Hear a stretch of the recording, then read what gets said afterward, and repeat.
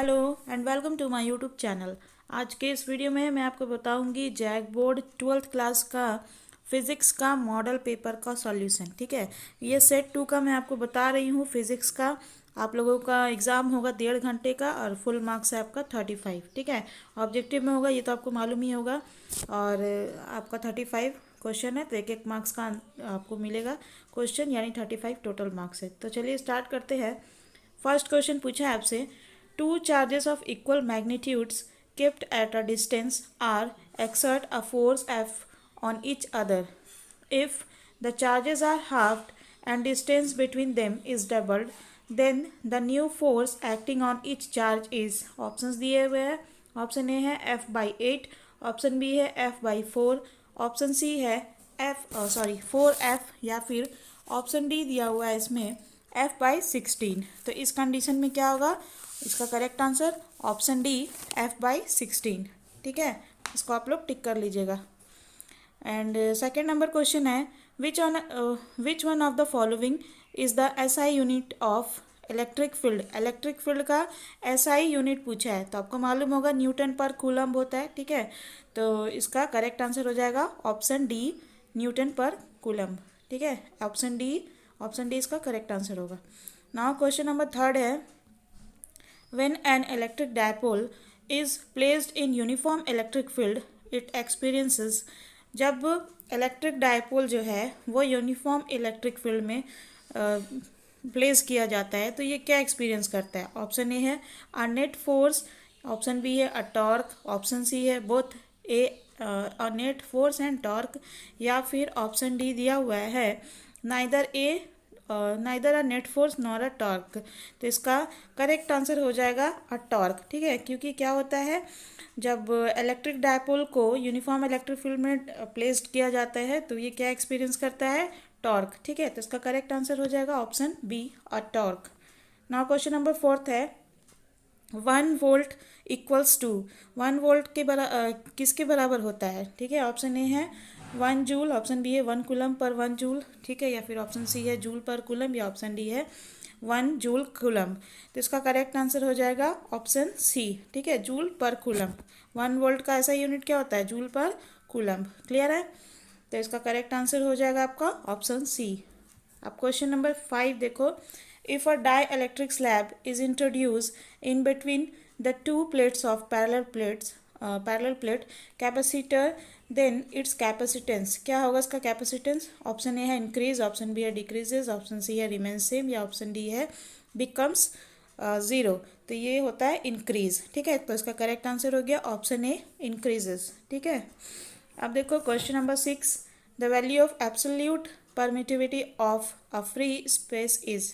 Absolute permittivity of a free space क्या होगा, इसके ऑप्शंस देखो, बहुत सारे नहीं, 4 दिए हुए हैं, ए बी सी डी। तो इसका करेक्ट आंसर हो जाएगा option A, 8.854 into 10⁻12 C square पर न्यूटन पर मीटर स्क्वायर। ठीक है, तो इसका करेक्ट आंसर हो जाएगा ऑप्शन ए। ठीक है, अब देखो उसका क्वेश्चन नंबर 7 है, in a region of constant potential. Constant potential के रीजन में क्या होता है। ऑप्शन ए है the electric field is uniform, या ऑप्शन बी है the electric field is 0, option C है there can be charge inside the region, या फिर ऑप्शन डी है the electric field shall necessarily change if a charge is placed outside the region. तो इसका correct answer हो जाएगा the electric field is 0। ठीक है, in a region of constant potential the electric field is 0। तो इसका correct answer क्या होगा, option B. Now question number 8 देखो क्या है, which one is the not correct expression for energy stored in a capacitor. यानी कैपेसिटर में जो एनर्जी स्टोर होता है उसके लिए सही करेक्शन कौन सा नहीं है। ठीक है, कौन सा सही करेक्शन नहीं है इसमें, ये पूछा है। तो इसमें देखो option A, option B, option C and D दिया हुआ है। ठीक है, तो इसका करेक्ट आंसर होगा QV²। ठीक है, QV² करेक्ट आंसर, तो मतलब कि ऑप्शन डी इसका करेक्ट आंसर है। क्वेश्चन नंबर 9 है, SI unit of electric flux is. SI unit of electric flux का पूछा है, इसमें क्या होता है, न्यूटन पर कूलम। ठीक है, तो इसका करेक्ट आंसर क्या होगा, SI unit of electric flux क्या होगा, न्यूटन पर कूलम। तो इसका करेक्ट आंसर हो जाएगा ऑप्शन नंबर सी, न्यूटन पर कूलम पर मीटर स्क्वायर, ठीक है, न्यूटन पर कूलम पर मीटर स्क्वायर, याद रखिएगा। ऑप्शन सी इसका करेक्ट आंसर है। क्वेश्चन नंबर 10 है, the surface considered for Gauss's law is called. Gauss's law के लिए जो सरफेस कंसिडर्ड होता है वो क्या कहलाता है?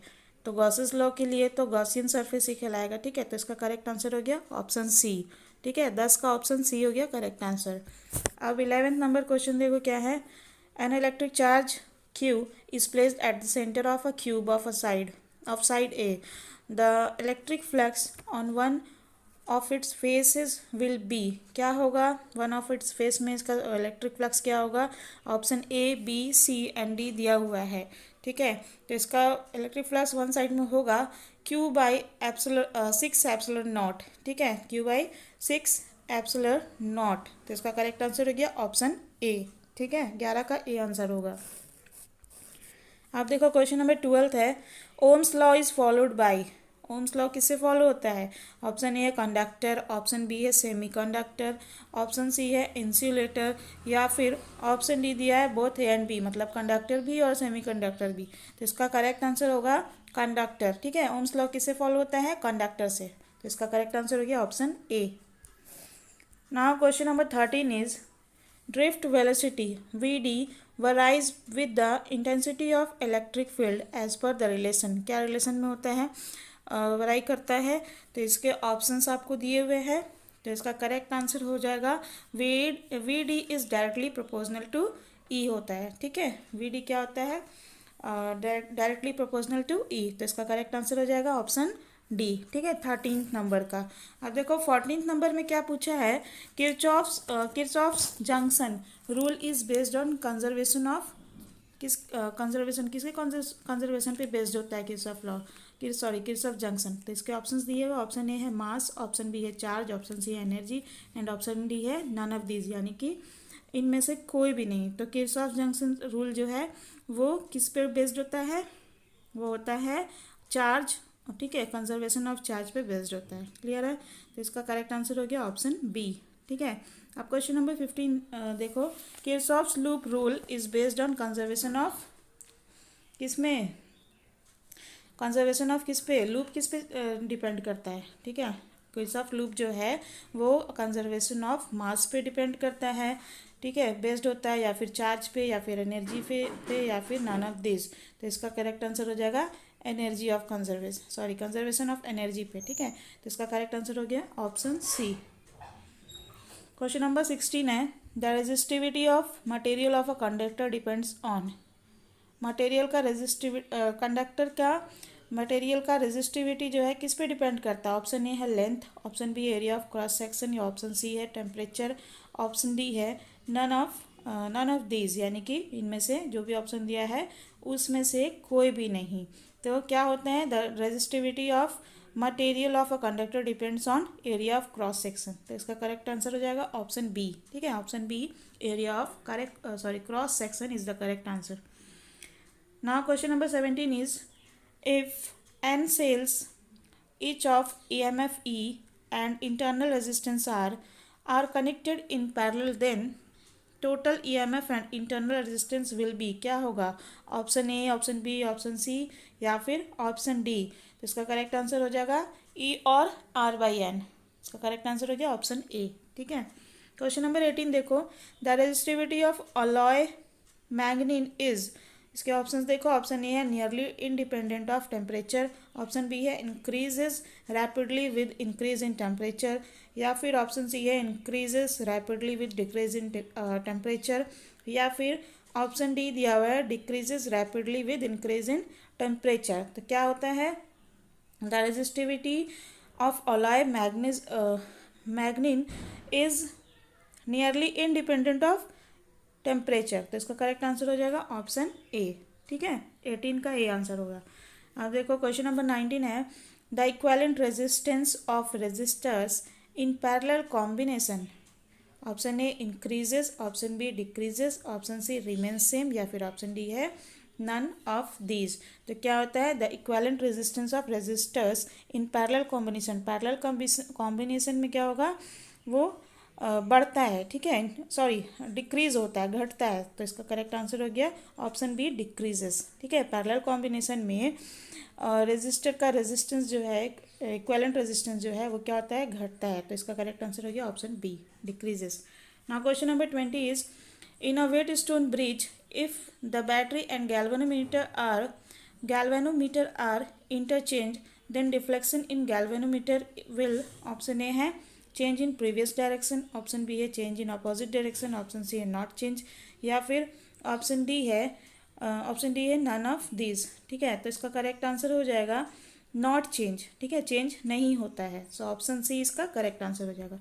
अब देखो क्वेश्चन नंबर 21 में पूछा है the nature of parallel current and anti parallel currents are, मतलब पैरेलल करंट और एंटी पैरेलल करंट का नेचर क्या होता है। ऑप्शन ए है parallel currents repel and anti parallel currents attracts, या ऑप्शन बी है parallel currents attracts and anti parallel currents repel, option C है बोथ करंट्स अट्रैक्ट, या ऑप्शन डी है बोथ करंट्स अट्रैक्ट, ठीक है। तो इसका करेक्ट आंसर क्या होगा, option A parallel currents repel and anti parallel currents attract, clear है। So option A is the correct answer for this question. Now question number 22 is a charged particle is moving on circular path with velocity v in a uniform magnetic field B. If velocity of the charged particle is doubled and strength of magnetic field is halved, then radius becomes, कितना रहेगा radius, उसका कितना हो जाएगा radius. Option A है 8 times, option B है 4 times, option C है 2 times, या फिर ऑप्शन डी है 6 टाइम्स। तो इसका रेडियस कितना हो जाएगा 4 टाइम्स, ठीक है। तो इसका करेक्ट आंसर हो गया ऑप्शन बी।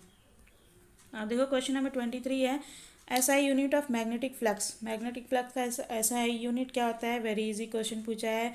ऑप्शन ए है टेस्ला, ऑप्शन बी है गॉस, ऑप्शन सी है एम्पियर, या फिर ऑप्शन डी है वेबर। तो इसका करेक्ट आंसर हो जाएगा वेबर, ठीक है। ऐसा मैग्नेटिक फ्लक्स का ऐसा यूनिट क्या होता है, वेबर। सो ऑप्शन डी इसका करेक्ट आंसर हो जाएगा। अब देखो क्वेश्चन नंबर 24 है cyclotron is used to accelerate, cyclotron का इस्तेमाल क्या एक्सेलरेट करने के लिए होता है। ऑप्शन ए है इलेक्ट्रॉन्स, ऑप्शन बी है न्यूट्रॉन्स, ऑप्शन सी है पॉजिटिव आयंस, या फिर ऑप्शन डी है नन ऑफ दीज। तो इसका करेक्ट आंसर हो जाएगा पॉजिटिव आयंस, क्यों, क्योंकि cyclotron is used to accelerate positive ions, clear है। So option C is the correct answer.